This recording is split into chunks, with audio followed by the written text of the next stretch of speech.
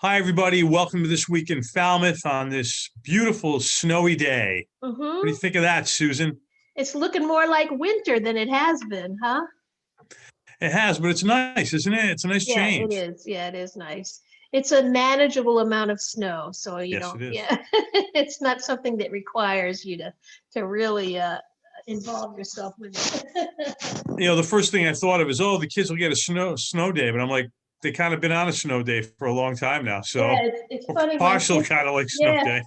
my sister who works for the school department was saying, the age and time of snow days might be well past with all of this Zoom and socially distant education. From now on, they all are set up to do it from home. So No more snow no days. more Just snow we're days. going virtual today, kiddos. Exactly. You know, your wife's a teacher. Oh, stinks to be you. Get on your computer. There will never be another snow day. I remember those days it'd be snowing. We're like, I'm going to gamble and not do my homework. There won't be school Uh-huh. tomorrow, but you can't escape it now, right? Exactly.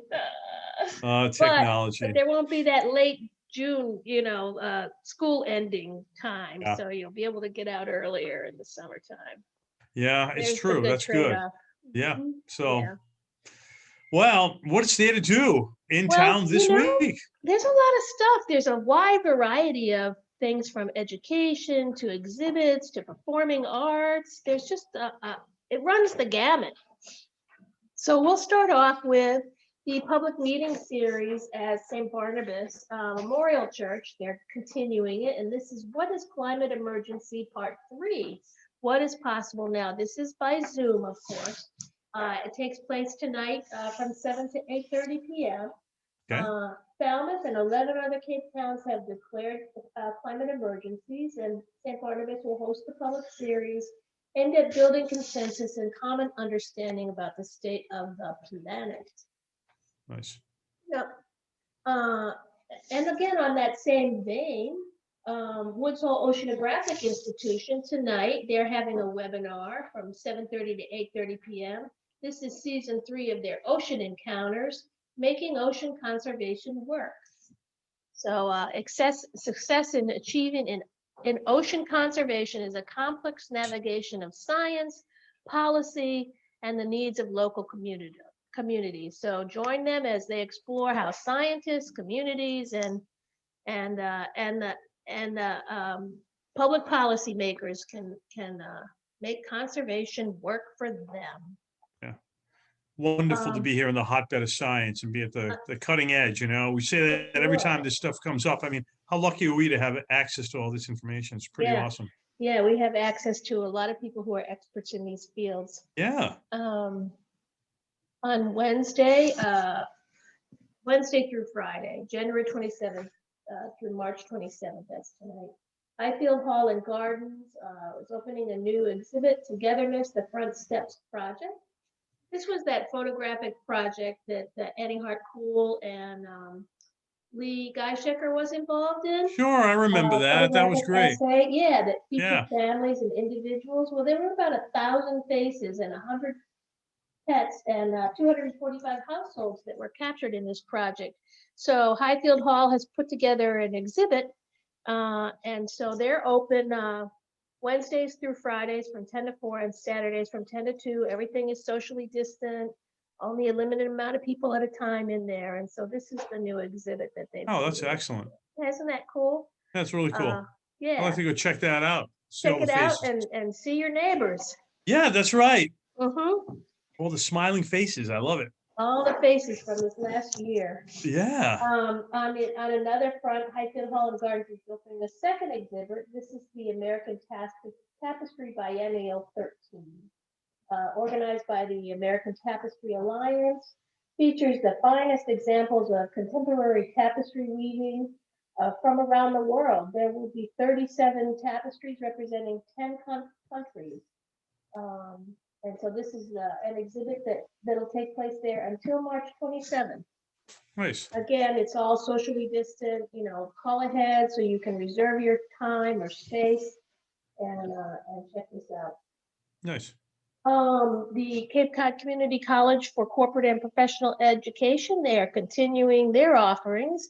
This one with the Certified Fiber Optics Specialist in Testing and Maintenance takes place, it's a 2-day course, Thursday and Friday, January 28th and 29th. This is an in-person course because there's a lot of hands-on.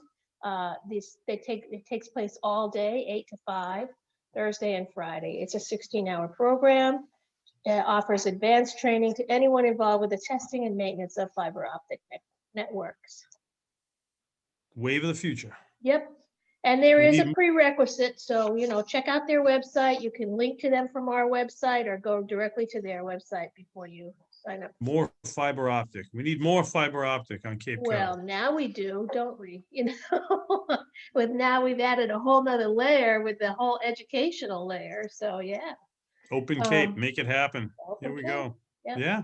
On Thursday, the 28th at 7 p.m., Falmouth Community Media Center. They stay so busy. They're hosting their virtual open mic night, Poetic License. This is a Zoom program. Yeah. This is a monthly series, and it's hosted by Donna Shear. She's a poet and jazz vocalist, and this month's theme is a new beginning. You can sign up for a 4-minute slot in poetry, story, comedy, spoken word, or solo acoustic musical performance. Nice. And you do have to sign up ahead of time and Those- reserve your spot. And so you can check out through our website or through sctv.org. Those are always a lot of fun. Yeah. Yeah, it's neat.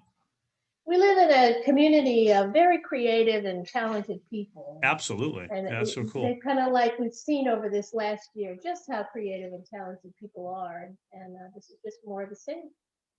On Thursday, the 28th, from 7 to 8:30 p.m., Falmouth Museums on the Green is hosting a virtual lecture by Zoom. And this is Quarantine, How I Survived the Diamond Princess Coronavirus Crisis, Day Quarter. This was that one, the Diamond Princess cruise ship, which got kind of stuck outside of Tokyo there. They wouldn't let them off, they wouldn't let them on, and they got quarantined on the boat. And over the course of their quarantine, more and more people started getting sick, and there was a whole mess there. And eventually, remember, they got brought back to the United States and then quarantined on a military base. Yep. So this is the story of eyewitness first-hand account of that quarantine. Yikes. Glad I wasn't there. I know. I know. Terrible. In fact, I know friends who are avid cruisers, and they can't wait to cruise again. I would be a little reluctant myself. Good luck with that. Yeah. And there are a lot of, when you go online and you see, through Facebook and stuff, there are people that are really looking forward to cruising again. So Take your hopefully mask. that can happen soon and it's safe. Take your plastic bubble with you. Just carry one of those plastic igloos with you everywhere you go. But just sit on the beach in Falmouth, man, and pretend you're on a cruise. I don't know, but to each his own. Okay. Yeah. Cape Cod Community College Center for Corporate and Professional Education, they're offering a Become a Professional Tutor online course. Okay. That is a Zoom course, takes place Mondays and Fridays for 4 weeks from January 25th through February 26th. It's good for anyone who might be starting their own tutoring business or working to support students in a home or classroom environment. And it will provide training to tutor individuals and small groups of all ages in a virtual or face-to-face environment. Oh, both. Okay, nice. Yeah, both. Oh. Mondays, February 1st through May 4th, 6:30 to 7:30 p.m. The Cape Symphony is hosting a class. That's not it is a class. Sing the American Standards. The class instructor is Fred Johnson. You'll be using songs from the American Songbook. You can brush up on your vocal skills. The class will cover breathing, tone, diction, phrasing, and performance skills while enjoying some of the most beloved American standards. This is for ages 16 and up, There will be a limited number of singers using the social distancing measures. It is in person at the Falmouth campus up on Highfield Drive. Nice. Yeah. Gonna brush Um, up on your singing skills, Susan? I don't believe I had singing skills to brush up on. Wish I could say yeah on that, but Happy birthday is about the extent of your yeah, singing repertoire. I it's understand. not one of my great talents. I understand. All right. Monday, February 1st, 7 to 8:30 p.m. The Falmouth Museums on the Green is hosting the virtual talk, The Craft with John Dickey. This is up your alley, Michael. This is how the Freemasons made the modern world. Yes. Insiders call it The Craft. Do they call it The Craft? Yes. Yes.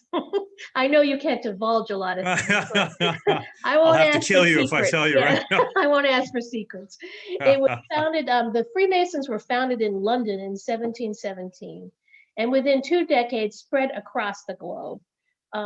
Its members now number about 6 million worldwide, with over 1 million in the United States.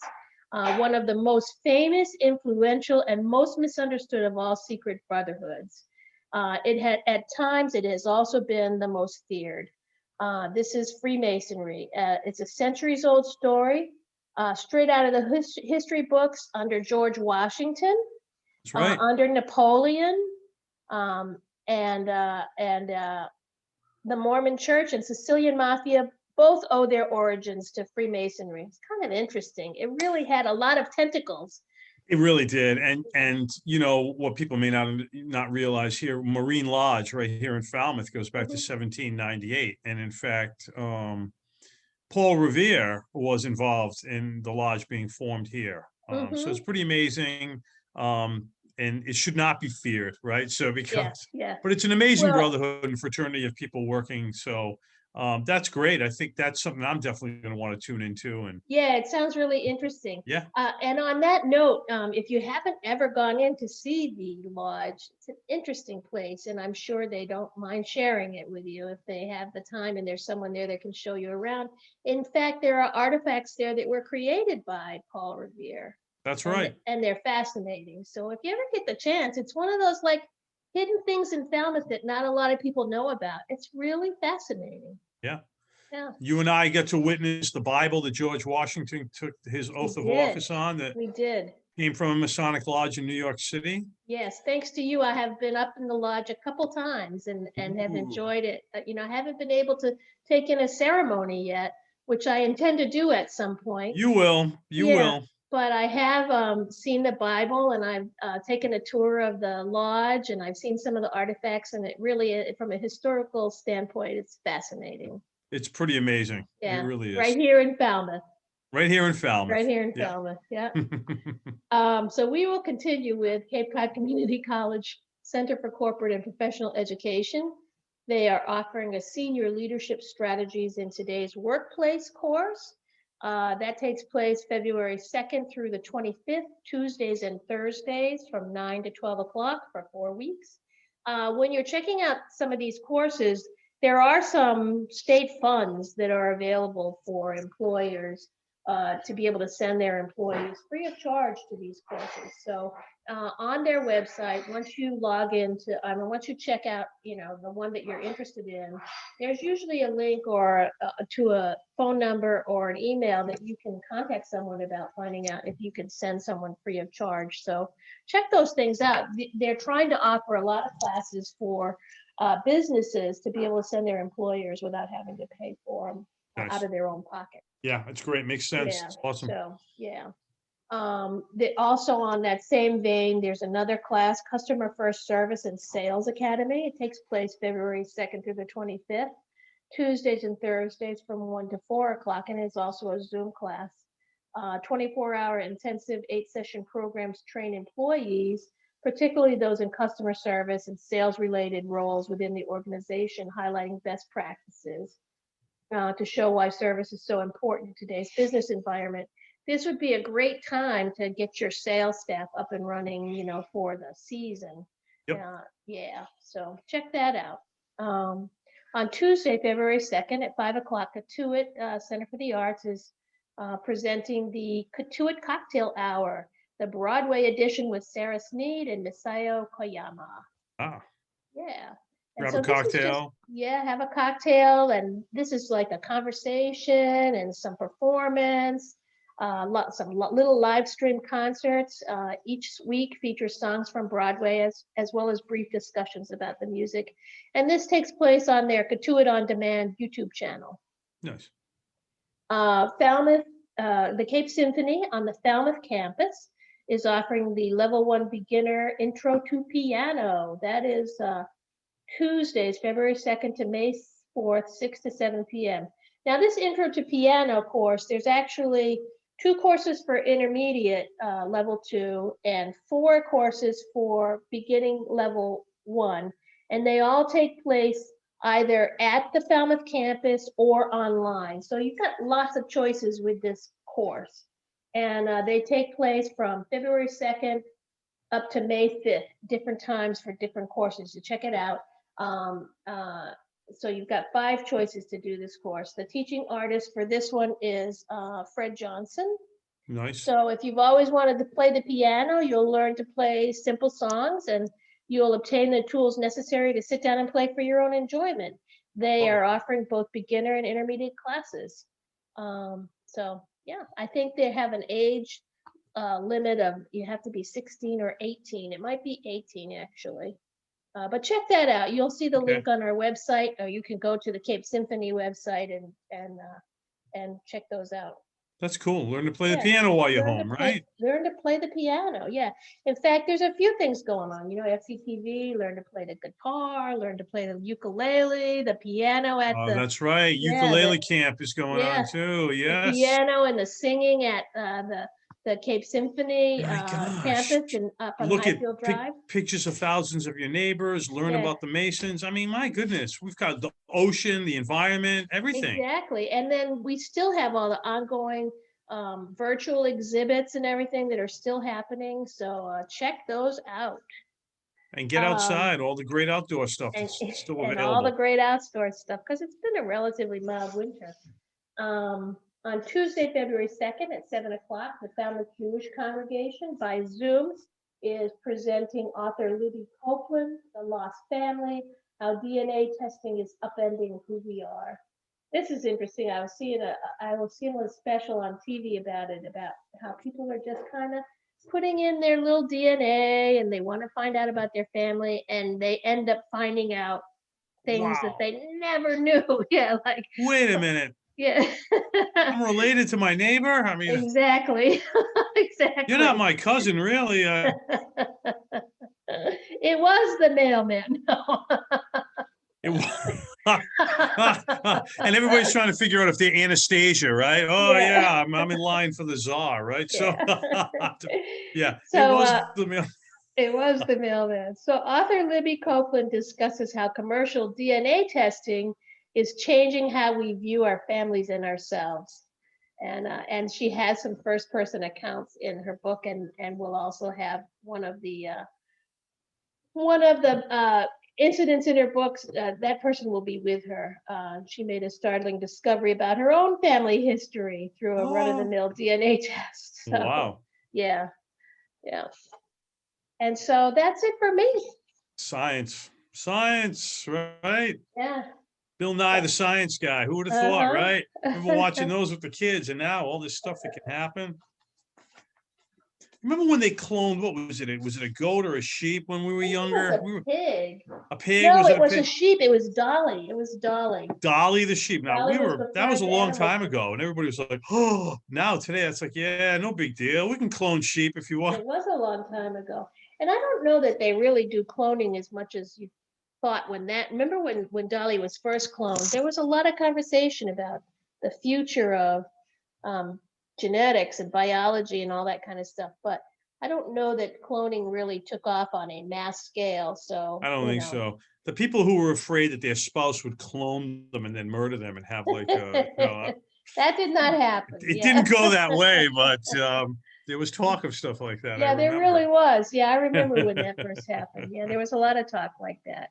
All the unknowns. All the unknowns. Well, anyway, that is more than enough choices for this week in Falmouth. It's Plenty pretty of cool. activities.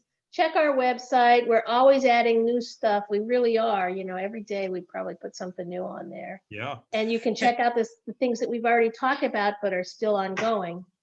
And the other thing too, maybe we just want to mention, I know over the next week or so, we'll be putting it up on the website, is our 2020-2021 Citizen of the Year, Brenda Swain.